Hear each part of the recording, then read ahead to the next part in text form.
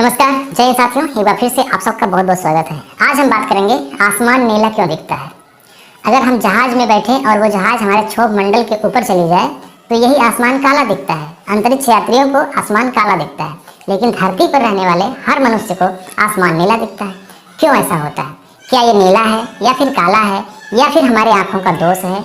किस कारण से ऐसा होता है, आज हम इस वीडियो में समझेंगे। देखिए, ये सूर्य की रोशनी है, सारा कमाल रोशनी का ही है। जानते हैं कि जो हमारा सूर्य है उसकी जो 7 किरणें हैं, रंग हैं, वो कौन कौन से हैं? VIBG मतलब नीला, ग्रीन मीन्स हरा, येलो मीन्स पीला, ऑरेंज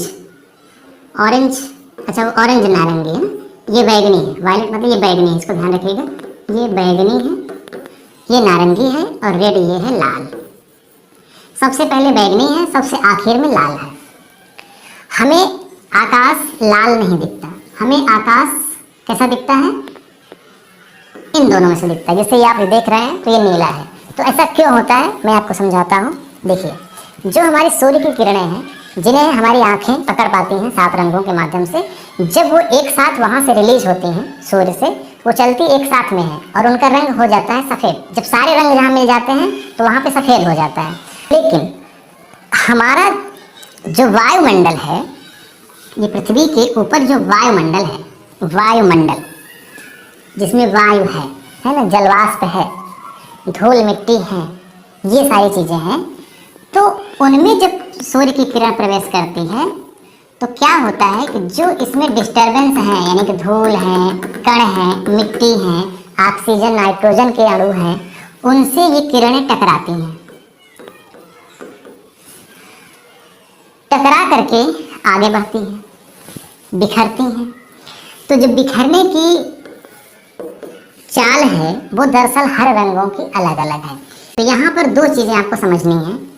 एक होता है तरंग दैर्ध्य, वेवलेंथ बोलते हैं अंग्रेजी में, और एक है आवृत्ति, फ्रीक्वेंसी अंग्रेजी में बोलते हैं। तरंग दैर्ध्य जिसकी ज़्यादा होती है उसकी आवृत्ति बहुत कम होती है, और जिसकी तरंग दैर्ध्य कम होती है उसकी आवृत्ति ज़्यादा होती है। यानी यहाँ अगर ज़्यादा है तो यहाँ कम है, और यहाँ कम है तो यहाँ ज़्यादा है।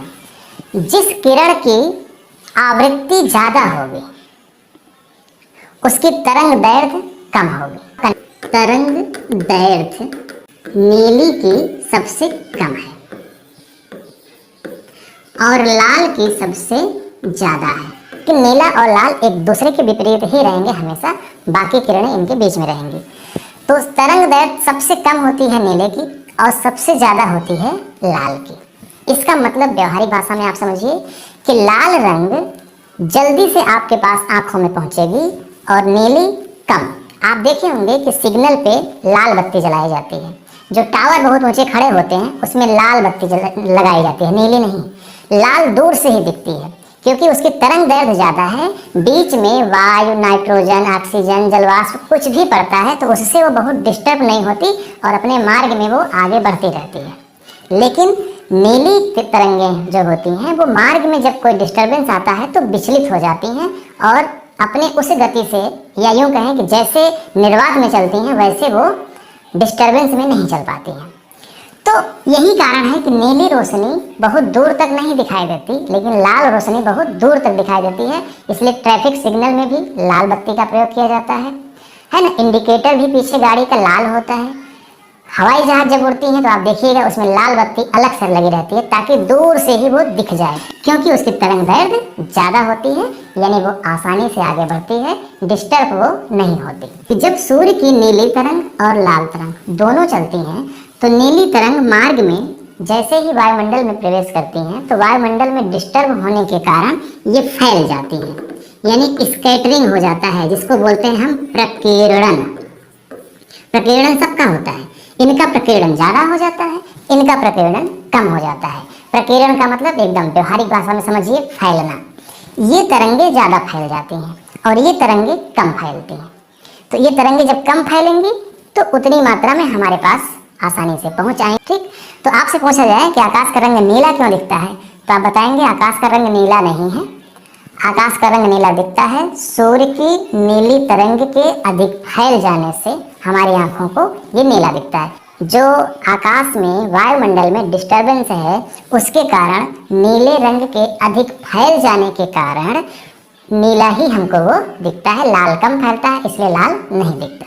ठीक, लेकिन अगर हम अपने वायुमंडल से ऊपर चले जाएं, अंतरिक्ष में चले जाएं, उपग्रह पर चले जाएं, तो हमको यही आकाश नीला नहीं दिखेगा, हमको यही आकाश काला दिखेगा, क्योंकि फिर वहाँ कोई डिस्टरबेंस नहीं है इसलिए। ठीक, तो अंतरिक्ष यात्रियों को आकाश काला दिखता है, पृथ्वी पर रहने वालों को आकाश नीला दिखता है। ठीक, तो पूरा भरोसा है कि आपको मैं अच्छे समझा पाया। अगर फिर भी कोई प्रश्न है तो आप कमेंट बॉक्स में लिख सकते हैं, और आप क्या जानना चाहते हैं विज्ञान भूगोल में आप जरूर कमेंट करिएगा, मैं आपको निराश नहीं करूँगा, उस टॉपिक पर वीडियो बनाऊँगा। इस वीडियो का लिंक अपने दोस्तों और मित्रों में जरूर शेयर करिएगा। मिलते हैं नेक्स्ट वीडियो में, नमस्कार।